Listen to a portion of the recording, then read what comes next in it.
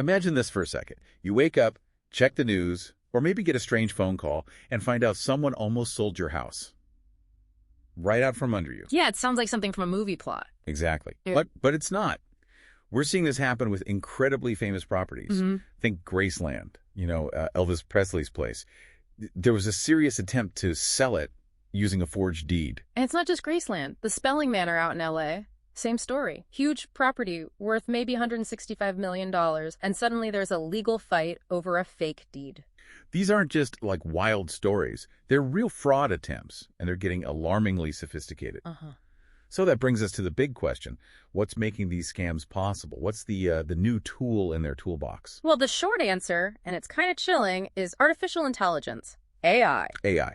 Okay, let's unpack this then. Our mission today is to really dig into how AI is being used to create these, frankly, dangerous new real estate scams.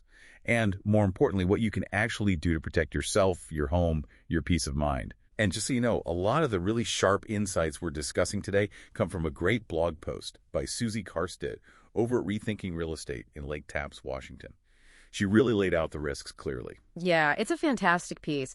And what's really striking, I think, is how this isn't just about the mega mansions anymore. Right. The shift from, old school physical fraud to this AI-driven deception, it affects everyone.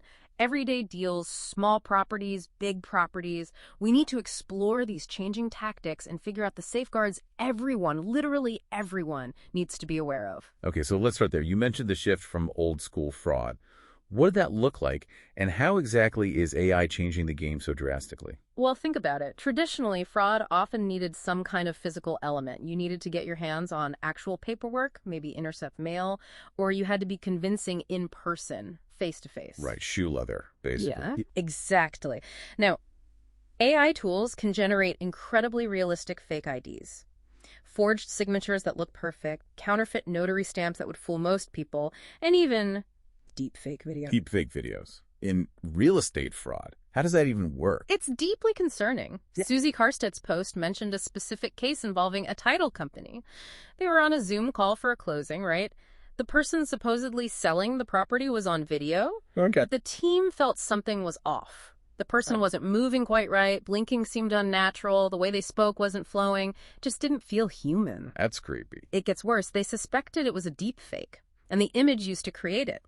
It likely came from a photo of a missing woman from a flyer found in California. Oh, wow. Using a missing person's photo. That's just... It's incredibly disturbing. It shows how these tools can weaponize real identities, even vulnerable ones, for purely criminal purposes. It raises huge ethical questions, obviously, beyond just the security aspect. Absolutely. So if they can fake someone on a Zoom call that convincingly using AI, it really drives home your point that this isn't just about Graceland anymore, is it? Our average homes, our homes, really targets now. That's the unsettling truth, unfortunately. The tools and the techniques used in those high-profile cases, they're not staying confined to multi-million-dollar properties. They're absolutely being tested, refined, and deployed on regular homes, everyday transactions. So how are they picking these targets? Is AI helping with that too? It is. Think about public records. AI can scan vast amounts of data incredibly quickly. It looks for patterns, vulnerabilities, like vacant properties where maybe the owner lives out of state. Okay. Or properties where the owner might have passed away and the succession isn't clear yet. Land parcels that aren't actively monitored. These are prime targets because, well, often nobody's really watching them closely. Makes sense. Less immediate oversight. So once they've used AI to find a vulnerable property, what's the next step in their playbook? They have the fake ID, maybe a forged deed. Yeah. What happens then? Right, so they forge the deed. Step one is filing that forged deed with the county recorder's office, making it look legitimate on paper. Scary. Then they move fast. Option A, sell the house quickly to an unsuspecting buyer who thinks they're getting a legitimate deal. Option B, take out loans against the property, use the equity, basically steal it. Wow. Or option C, they might even just start renting it out. Find tenants who pay them rent, having no clue the landlord is a fraud. And the real owner? What happens to them when they find out? It's devastating. By the time the rightful owner realizes what's happened, the scammer is usually long gone. The money's been laundered through various accounts, maybe overseas. The owner is left facing a huge legal battle to get their title back. Which sounds expensive. Incredibly expensive. Yeah. And time-consuming. and stressful. Sometimes they have to foot the bill for that legal fight themselves, at least initially. It can be financially crippling. I can only imagine. So this really isn't some distant problem. Let's connect the dots for our listeners. Why does this matter so much to you personally if you're maybe buying a second home or dealing with an inherited property or even just buying from someone who lives out of state? Well, it matters because the fallout impacts everyone involved in a transaction if things go wrong. Let's break down those consequences Susie Karstedt highlighted. Okay. Lenders see suspicious activity around the title. Yeah. They might delay your funding or deny it altogether. Your whole purchase stalls. Right, the money stops. Title companies, the ones who are supposed to ensure you have clear ownership, if they can't verify who the seller really is, they might refuse to issue insurance. That leaves you incredibly exposed. You wouldn't want to buy without title insurance. Absolutely not. And buyers, if you unknowingly buy from a fraudster, you could lose your earnest money deposit. Worst case. You could even be evicted later when the real owner surfaces. You've paid, but you don't actually own the property. Nightmare scenario. And even for legitimate sellers, there are risks. If someone fraudulently sells your property without your knowledge, you could face lawsuits or huge costs to clean up the mess and reclaim your title. It's a potential disaster from every angle. Okay, that paints a very clear and frankly quite alarming picture. So, given these risks, what can people actually do? What's the protection playbook here? What steps should you be taking? Right, this is where we get practical. The source material, Susie's post, offers some really solid advice. First, and this sounds basic, but it's crucial, educate yourself so you know when to question things. Meaning what specifically? A big one is understanding the wire transfer process for closing.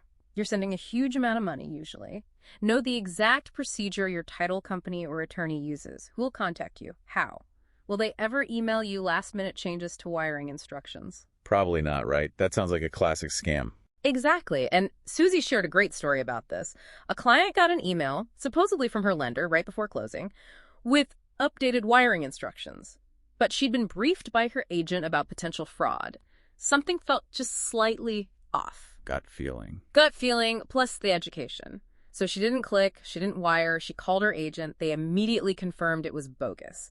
A quick check revealed the lender's email had actually been compromised. Wow. So that briefing potentially saved her entire down payment. Potentially, yes. It underlines the point. Awareness is protection. That short conversation about, here's how wiring works, call me if anything seems weird, can prevent absolute disaster. Okay, so education on process is step one. What's next? Step 2. Scrutinize communication styles. Be really wary if the person you're dealing with seems overly pushy about speed. Like, we need to close tomorrow. Yes, or insisting on an all-cash offer with very limited documentation provided. Big red flags include someone who avoids phone calls or video calls, wants to handle everything through email or text, especially for critical details, or someone who constantly pressures you to act fast. Trying to rush you past the details. Precisely. It often masks the fact that they don't have legitimate answers or documents, or they're trying to get the deal done before anyone digs too deep. Okay, so watch the communication. If that seems off, what's the next line of defense? Is it about proving ownership? How do professionals handle verifying the chain of title now? Yes, that's absolutely critical. Step 3 is verify the chain of title. Basically, proving you have the legal right to sell. This isn't just a suggestion, it's essential. How is that done? Professionals like good agents and escrow officers will double-check everything. Recorded deeds, tax records, sales history for the property. They're looking for consistency. Do the names match up across documents? Was there a recent title transfer that looks maybe a bit suspicious, like a quick transfer right before the sale? Ah, okay. That warrants digging deeper. And you'll probably notice professionals are asking for your ID maybe more than they used to. Yeah, I've seen that. There's a reason. Everyone involved, agent, escrow, lender, needs to be confident you are who you say you are and that you have the legal authority.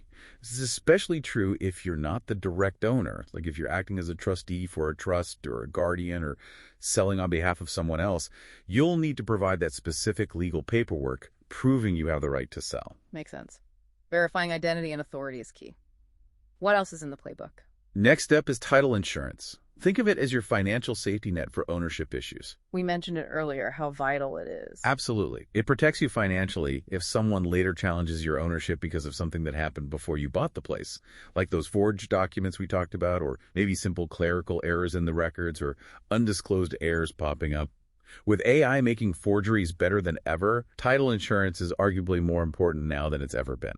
Okay, definitely don't skip the title insurance. Got it. Is there anything else? Yes, one more, and this one was a bit surprising, actually, from the source material. Ask who holds the mortgage. How does it help?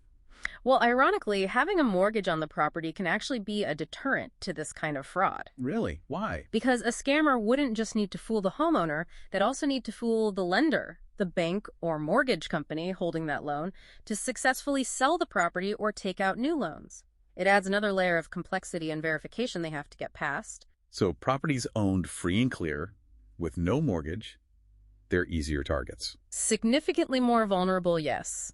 There's no lender watching over the title in the same way. And get this, Susie mentioned that some owners of free and clear properties are now proactively recording a small mortgage to themselves. To themselves. How does that work? They essentially put a small, formal lien or encumbrance on their own property, payable to themselves or maybe a trust. It shows up in the public record. It doesn't mean they owe money in the traditional sense, but it acts as a block. Anyone trying to fraudulently sell or borrow against the property would have to deal with that recorded mortgage first, adding a hurdle that can trip up a scammer. Huh. That's actually quite clever. A self-imposed safeguard. It really is. Yeah. A proactive step for vulnerable properties. Okay, this has been incredibly insightful. Yeah. So let's try to synthesize this. In a world where, AI can literally fake someone's face on video and forge documents that look perfect. The safety of your property, your biggest asset usually, it really comes down to these safeguards, doesn't it? Absolutely. Due diligence, checking everything, asking questions. It's not just good practice anymore. It feels like an absolute necessity. That's the core message, exactly. This kind of sophisticated, tech-driven fraud isn't some far-off threat happening somewhere else. It's here. It's in every market, potentially affecting properties at all price points. So the advice holds across the board. Yes. If you are buying, if you are selling, even if you're just transferring property title within your own family, talk to the professionals involved. Your agent, your escrow officer, maybe an attorney. Make sure everyone is doing their part to verify identity and documentation. Ensure you are dealing with exactly who they claim to be. It really boils down to verification and vigilance. It does. Don't assume anything in today's environment. Okay, so here's a final thought to leave our listeners with, building on all this. Yeah. Given how fast AI is evolving and how it's enabling this new level of digital deception, what does this really mean for our basic trust in online interactions? Not just in real estate, but everywhere. How do we need to change our own level of vigilance moving forward? That's a big question, a really important one to think about. Definitely something to ponder. We want to give a huge thank you again to Susie Karstead and Rethinking Real Estate for the incredible insights and research that really powered this deep dive today. It's crucial information. Absolutely. Great resource.